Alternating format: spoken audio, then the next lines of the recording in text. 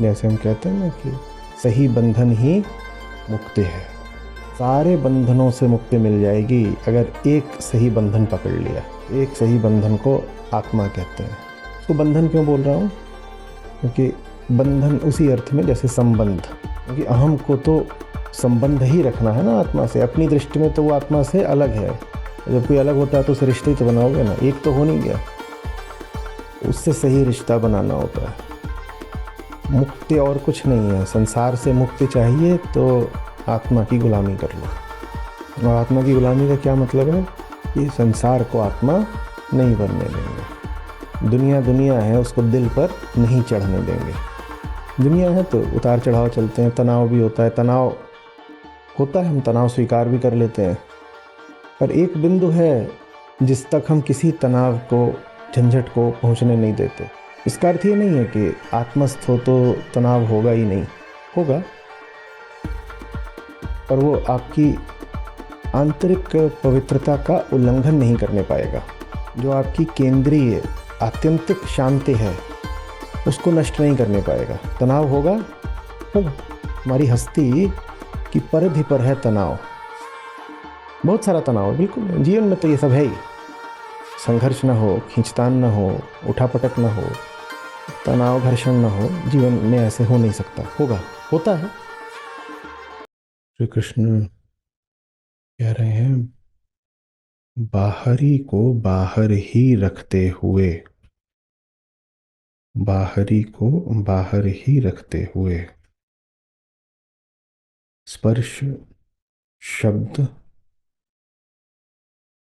आदि विषय, इनको बाहर ही रखना है। बहिर्बाह्यान, जो बाहरी है वो बाहर ही रहेगा।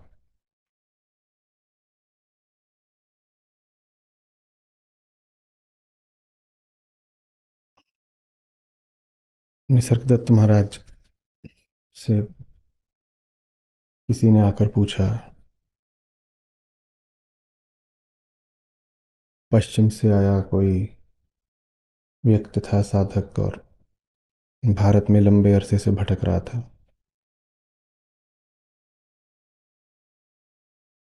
ये पद्धति, वो युक्ति, ये गुरु, वो आश्रम,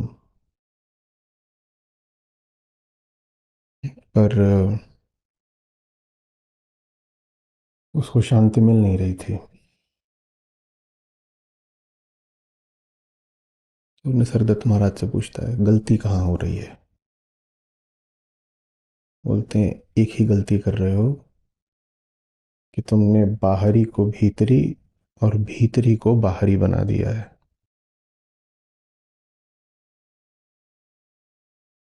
उनकी बहुत सहज में कही गई बात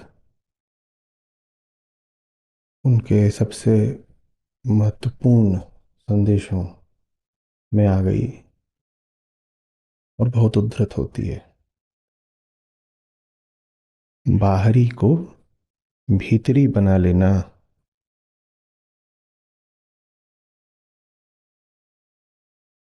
बाहरी जब भीतरी हो गया तो भीतर वाला भी बाहर का ही हो गया। ये कृष्ण कह रहे, नहीं, बाहर में कोई बुराई नहीं जब तक वो बाहर है। बुराई तब है जब वो आत्मा बन बैठा। और बुराई का एक ही अर्थ होता है कि अब दुख मिलेगा। दुख के अलावा कुछ बुरा है भी नहीं। अब दुख पाओगे।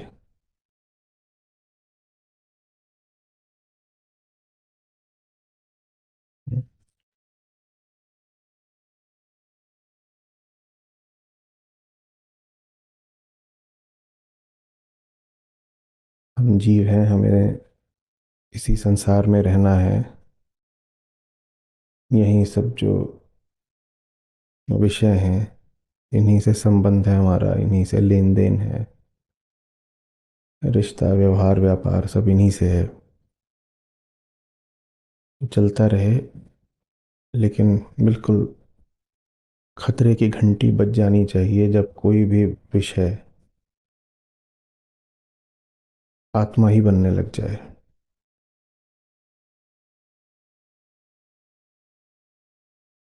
और हम ऐसा खोखलापन लेकर घूमते हैं अपने भीतर कि जब कोई विषय आत्मा बनने लगता है तो वो हमारे लिए बड़े सुख की और उत्सव की बात हो जाती है। एक उम्मीद बंधती है, भीतर जो कमी थी उसको ये विषय आकर के अब पूरी कर देगा। इसीलिए जो घटना नहीं घटनी चाहिए घट जाती है और बार बार घटती है।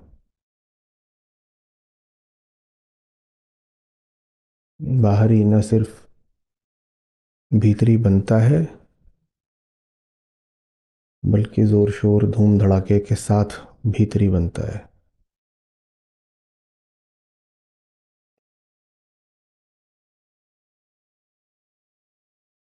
मिठाइयाँ बंटवा करके,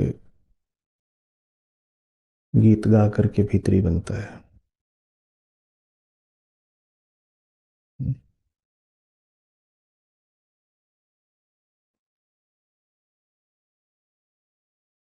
जब वो भेद स्पष्ट होता है, जब एक बिंदु होता है भीतर जहाँ संसार को नहीं पहुंचने देना,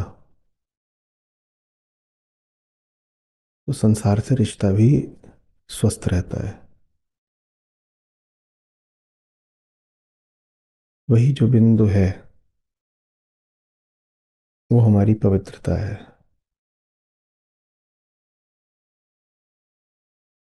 वही बिंदु हमारा सब कुछ है। वही आत्मा है। पवित्र आप हैं कि नहीं, वो किसी भी दूसरी बात से नहीं तय होता। सिर्फ इससे तय होता है कि आपके भीतर कुछ अस्पर्शित, अनछुआ आपने रहने दिया या नहीं, या पूरे तरीके से ही जगत को अतिक्रमण की अनुमति दे दी।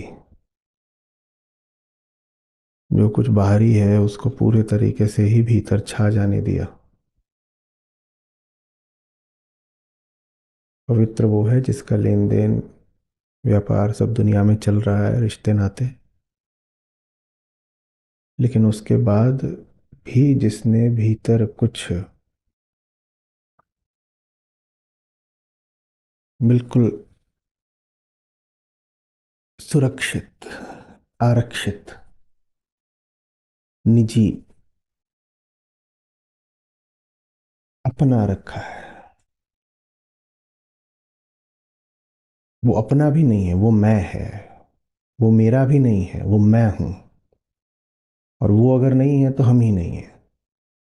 वो अगर नहीं है तो हमने मिट्टी के ढेले की तरह दुनिया की बाढ़ में अपने आप को घुल जाने दिया है। वो कैसे बोलेगा मैं? मिट्टी तो बिल्कुल बह गई, वहां क्या बचा? वो बिंदु भीतर जो बह न जाए वही आत्मा है। बाहर कितने भी सैलाब आते रहे, आंधी तूफान चल रहे हैं, कुछ लुभा रहा है, कुछ डरा रहा है,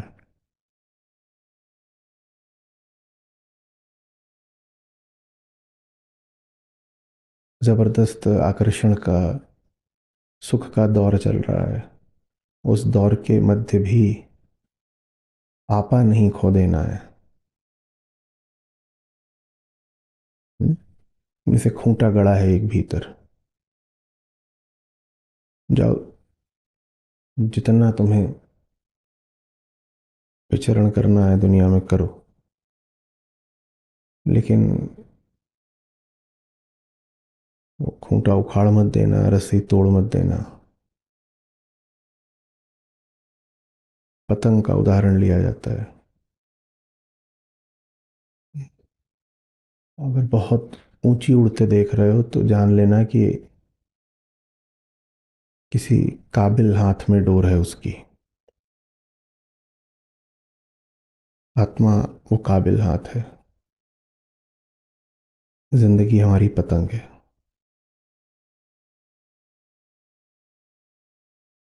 पतंग का सब कुछ ही गतिशील होता है। पतंग माने गति। हवाओं के साथ बह रही है, सब हो रहा है। लेकिन डोर उसकी कभी हवाओं के हाथ नहीं दे दी जाती। और जो पतंग अब पूरी तरह हवाओं की ही हो गई, उसको कटी पतंग कहते हैं। उसको फिर जमाना लूटता है। हम्म। अभी लुटती हुई पतंग देखी है। हम्म। ज्यादातर हम सब वैसे ही होते हैं। जो डोर है वो कट गई होती है। जीवन आत्मा से कट गया। अब जिंदगी की पतंग को संसार लूटेगा। एक दिन नौकरी लग गई कहीं, खुद भी नहीं पता था कहाँ लग गई। देखा कौन सी वाली लगी है, जहां भी लगी वहां पहुंच गए। इस काम में कुछ दे पाओगे अपना? ये तो छोड़ दो कि सर्वस्व नेछावर या ऐसा कुछ। घंटे काटना भारी पड़ जाएगा। घड़ी तकोगे बार बार, कब हो भागे यहाँ से। ये आम आदमी का रवैया होता है काम के प्रति। आम आया होता है उसकी जिंदगी में संयोग से, मजबूरी से। तो काम को बस ढोता है, गधे जैसे। गधा प्रफुल्लित देखा है? उसके ऊपर रेत के बोरे लदे हुए हैं। अच्छा हटाओ। उसके ऊपर हीरे मोती के बोरे लदे हुए हैं। प्रफुल्लित देखा है? क्यों? लाखों उसकी पीठ पर रखा हुआ है तो प्रसन्न क्यों नहीं है? क्यों नहीं है? इतना भी रख दो, उसका उससे कोई दिली रिश्ता थोड़ी ही है। हम्म? कि जैसे किसी का फालतू ब्याह हो गया हो और उसके बाद उसको जेवर से और गहनों से, हीरे मोतियों से लाद दिया जाए। वो भी गधी है, ढो रही है। आनंदित हो जाएगी क्या? कोई दिली रिश्ता तो है नहीं। और जहाँ दिली रिश्ता हो, हम्म, वहाँ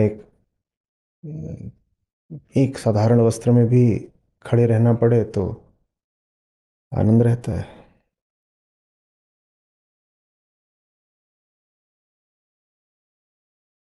भारी बात।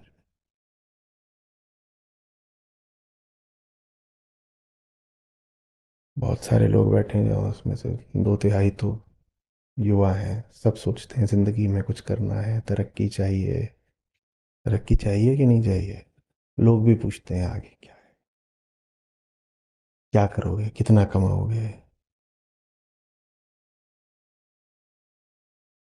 दुनिया में अगर विजेता होना है, हम्म, खूंटा उखड़ने मत देना कभी। जैसे हम कहते हैं ना कि सही बंधन ही मुक्ति है। सारे बंधनों से मुक्ति मिल जाएगी अगर एक सही बंधन पकड़ लिया। उस एक सही बंधन को आत्मा कहते हैं। उसको बंधन क्यों बोल रहा हूं? क्योंकि बंधन उसी अर्थ में जैसे संबंध। क्योंकि अहम को तो संबंध ही रखना है ना आत्मा से। अपनी दृष्टि में तो वो आत्मा से अलग है। और जब कोई अलग होता है तो उसे रिश्ते ही तो बनाओगे ना, एक तो हो नहीं गया। तो उससे सही रिश्ता बनाना होता है। हम्म।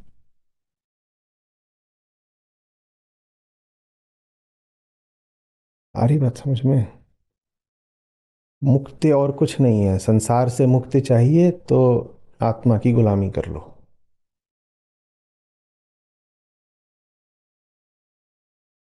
और आत्मा की गुलामी का क्या मतलब है?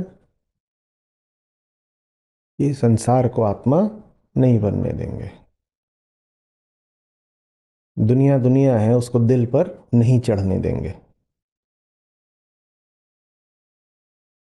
और दुनिया हम नहीं कह रहे कोई महत्व नहीं रखती, बहुत महत्व रखती है, बहुत महत्व रखती है। लेकिन एक बिंदु पर आकर के हम कह देते हैं देखो, बहुत हो गया, बहुत हो गया।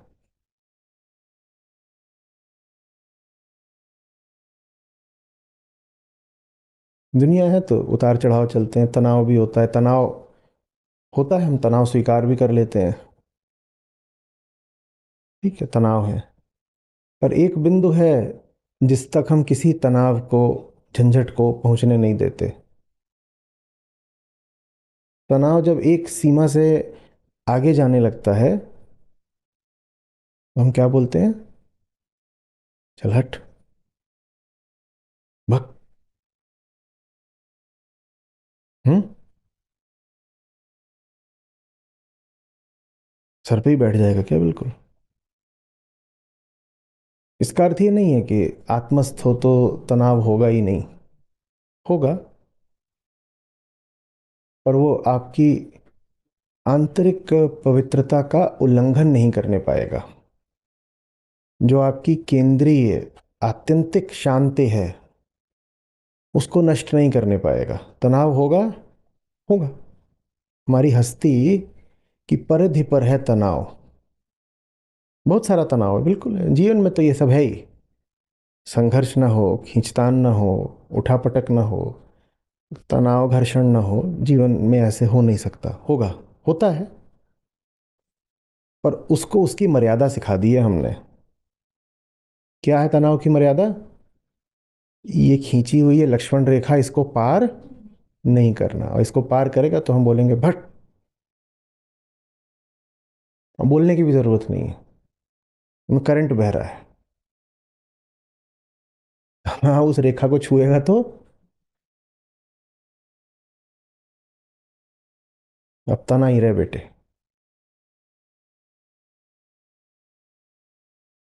समझ में आ रही है बात? ये देखो, ये दुनिया है, यहाँ तो लेन देन का सौदा है, सब बिकता है।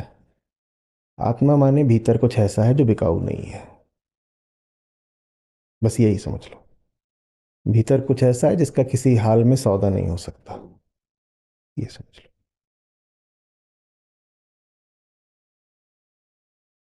बाकी तो जगत माने व्यापार का खेल,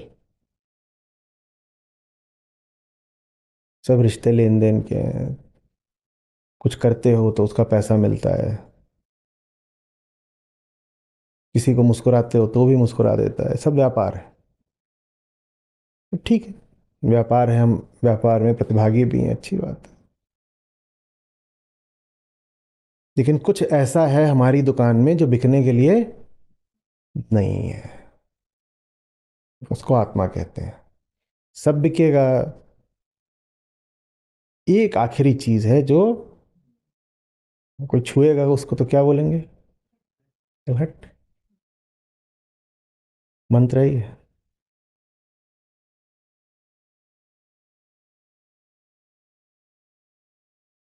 सूफियों की तरफ कहानी चलती है। ये कहते हैं एक राजा निकला करता था, उसका एक बड़ा पसंदीदा कुत्ता था। तो राजा जब भी निकले तो कुत्ता भी साथ निकले। अब राजा का कुत्ता तो उसको नहला धुला के बढ़िया चमक रहा है, झबरीला कुत्ता, खाया पिया मोटा मस्त। और वो निकल रहा है राजा के साथ तो लोग रास्ता छोड़ रहे हैं, सलाम कर रहे हैं, ये सब हो रहा है। हम्म।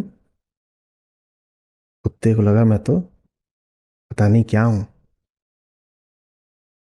मैं कहा दुनिया मुझे सलाम ठोकती है, सब रास्ता छोड़ते हैं, और ये एक आदमी है जो मेरे आगे ही आगे चलता है। इसको नहीं समझ में आ रही है मेरी हैसियत। पूरी दुनिया को दिख गया कि हम क्या हैं, बस ये एक आदमी है जिसको नहीं दिख रहा हम क्या है। तो भग गया, डोर तोड़ दी, खूंटा उखाड़ दिया, वो भग गया, दूर भग गया। बोला ये इसका राज्य अपनी जेब में रख। वो दूसरी जगह पहुंच गया। वैसे ही निकल पड़ा बाजार में, वहाँ कोई जानता ना पहचानता। मैंने कहा बढ़िया, क्या मस्त माल है। दौड़ा लिया उसको, पकड़ में नहीं आ रहा तो पत्थर मार रहे हैं, घेर रहे हैं चारों तरफ से, लठ बज रहे हैं। समझ में आ रही है बात? मालिक के गुलाम रहो तो दुनिया के मालिक रहोगे।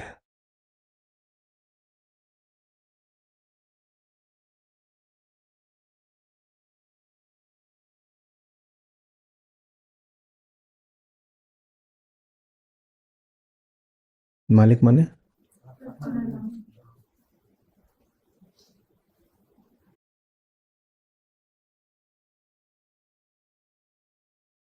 ये वो गुलामी है जो सीखनी पड़ेगी। इसी को कहते हैं सर का झुकना। ये वो गुलामी है जो सीखनी पड़ेगी।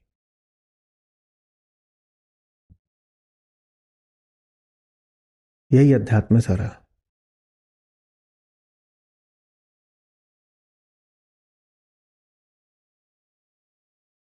हम्म। दृष्टि को दोनों भौहों के बीच स्थिर रखते हुए सारा आशय संसार से है। ये आंख है, इसको खुला रखो तो ये दुनिया में बहकती है। हम्म। किनकी आंख? जिनका अहंकार उद्विग्न है, बेचैन है, इसीलिए चंचल है। तो वो तो आंख को इधर उधर भटकाएगा ही ना, जाओ इसको ले आओ, उसको ले आओ, देखो यहाँ कुछ मिल रहा है क्या, क्या पता वहां कामना पूरी हो जाए। तो आंख क्या करेगी? चारों तरफ भागेगी। तो क्या करें? आंख बंद कर लें? आंख जैसे ही बंद करोगे तो मन भागेगा कल्पना में। आंख खुली है तो फिर भी उन्हीं विषयों को देख सकती है जो प्रकट है, सामने है। और आंख बंद करते ही तो और गड़बड़ हो जाती है, अब तो वो विषय भी दिखाई देते हैं जो प्रकट नहीं है। हम्म? तो योग में, अष्टांग योग में, फिर हठ योग में, इसको कहते हैं कि आंखों के माध्यम से कैसे मन को, माने अहंकार को साधा जा सकता है। आंखों का भी उदाहरण है आज श्लोक में, और सांस का है, दो है।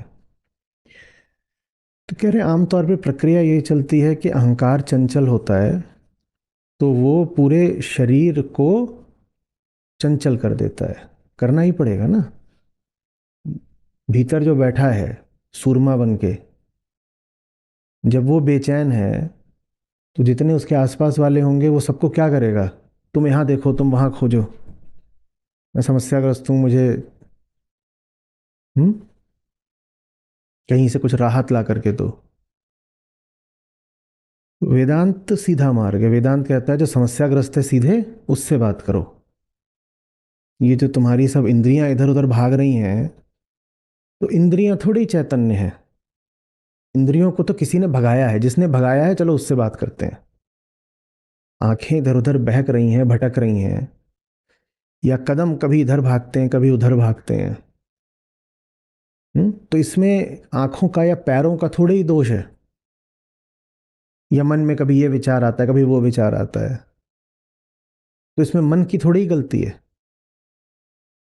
ये सब तो लक्षण हैं जिनसे पता चलता है कि जो इन सब के पीछे बैठा है वो कितना छटपटा रहा है। वो इतना छटपटा रहा है कि कभी ये राह पकड़ता है कभी वो राह पकड़ता है, कभी इसको देखता है कभी उसको देखता है, कभी इसको सुनने निकल जाता है, कभी कहता है आजकल हम उसको सुन रहे हैं। ये सब कर रहा है, सब इंद्रियों से वो कुछ तलाश रहा है। तो वेदांत तो कहता है कि जो भीतर बेचैन है सीधे उससे बात करते हैं, पूछते हैं हाँ भाई तुम कौन हो, तुम्हारी स्थिति क्या है। योग उससे थोड़ा भिन्न रास्ता लेता है। योग कहता है कि कुछ लोग हैं जो अपने भीतर प्रवेश करना ही नहीं चाहते। क्या करें उनका? योग कहता है देखो ऐसा है, जब अहंकार चंचल होता है तो पूरा शरीर ही चंचल हो जाता है, उद्विग्न हो जाता है। हम्म इधर उधर भागता है, फैलता है, अव्यवस्थित हो जाता है। तो क्या ऐसा करें कि शरीर को व्यवस्थित कर दें तो इसका असर अहंकार पर पड़े? अब ये सीधा रास्ता नहीं है, पर ये सफल रास्ता है। इस रास्ते ने बहुतों को लाभ पहुंचाया है। बात समझ रहे हैं? तो रास्ता ये कह रहा है कि आप अगर अहंकार जब बेचैन है तो आंखें क्या कर रही हैं? या तो इधर उधर भाग रही हैं। हम्म वो मामला हो गया राजसिक। या फिर आंखें बंद कर ली जा रही हैं, वो मामला हो गया तामसिक। बोल रहे हैं कि क्यों ना आंखों का इलाज कर दें, क्या पता इससे अहंकार का इलाज हो जाए। ये विपरीत धारा है विचार की, कि आंखों का इलाज कर दो, इससे अहंकार का इलाज हो जाएगा। और ये सफल रही है बहुत हद तक। बस ये है कि बात आखिर तक नहीं पहुंचेगी, क्योंकि जो बेचैन था उसका जड़ से इलाज तो हुआ नहीं अभी। लेकिन फिर भी बहुत लोगों को उतना गहरा इलाज चाहिए भी नहीं। तो ये है, यहाँ पे आज्ञा चक्र है, भ्रुकुटियों के मध्य नेत्र दृष्टि को केंद्रित करो। ये विधि होती है योग में। योग में विधि होती है। वेदांतिक अर्थ इसका यही होगा कि बहको नहीं, भटको नहीं। जो इसका शाब्दिक लिटरल अर्थ होगा वो तो फिर ये हो जाएगा कि वो करते हैं लोग, इसका अभ्यास करते हैं। और स्वयं आचार्य शंकर ने कहा कि इस श्लोक को ऐसे पढ़ो कि मानो, आप शंकर भाष्य में जाएंगे तो वहां है मानो। मानो कि जैसे दोनों नेत्र दृष्टियों को यहां पर केंद्रित करना है। वो भी कह रहे हैं कि लिटरली नहीं, मानो, एज इफ। एज इफ वेदांत माने वो आपको ऊपर रहने नहीं देगा, अंदर लेके जाएगा, बाहर भटकने नहीं देगा, भीतर ही बैठाएगा। आप करो बाहर की बात, आप बोलो प्राणायाम, वेदांत उसको क्या देगा? "ये तो सोहम की बात हो रही है।" बोले खाली सांस से थोड़ी होगा, देखो कि क्या भीतर जाना चाहिए, क्या बाहर जाना चाहिए, और क्या है जो रुक ही जाना चाहिए। बस वही है। ये खूबसूरती है वेदांत की। उसके पास जो कुछ भी ले जाओ उसको उठा करके आसमान में रख देता है। पारस पत्थर है, जो भी छुआ दो उसको वो सोना कर देता है। साधारण सी बात वेदांत के सामने ले जाओ, उसको ऐसा अर्थ दे देगा कि गदगद। ये क्या हुआ? कहने वाले लिखने वाले ने भी नहीं सोचा होगा कि हमने इतनी ऊंची बात कह दी। फिल्मी गीत ले जाओ वेदांत के साथ, और वेदांत ने उसको ऐसे स्पर्श किया नहीं कि अब वो फिल्मी गीत नहीं है, वो भजन हो गया, उसमें मंत्र आ गए। और वेदांत नहीं है तो तुमने लिखा होगा अपनी ओर से बहुत बड़ा मंत्र, उसमें कोई जान नहीं है। वेदांत नहीं है तो होगा तुम्हारा धर्म ग्रंथ, उसका अर्थ ही नहीं कर पाओगे, और फिर धर्म के नाम पे फिर दंगे फसाद होंगे। सब यही होगा। दुनिया की कोई भी धार्मिक किताब हो, बाहर की हो, भारत की हो, बाहर की हो, पूरब की परंपरा की हो, अब्राहमिक परंपरा की हो, उसको समझना है तो इन तीन को तो लाना ही पड़ेगा। अहंकार, आत्मा, प्रकृति। इनको लाए बिना कोई धार्मिक पुस्तक अपने राज खोलेगी नहीं। और इनको लाए नहीं कि सब ऐसा हो जाएगा कि अरे ये तो इतना स्पष्ट है, यही तो कहा जा रहा था, हमें समझ में नहीं आया।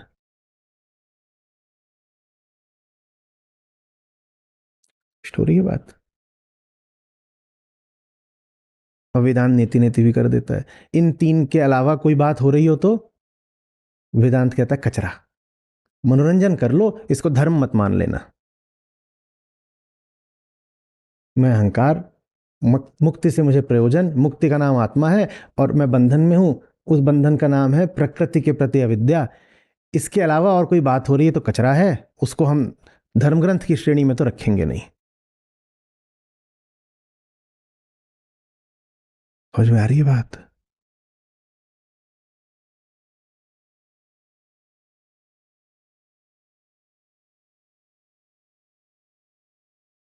सतह पर जीने नहीं देगा हमको।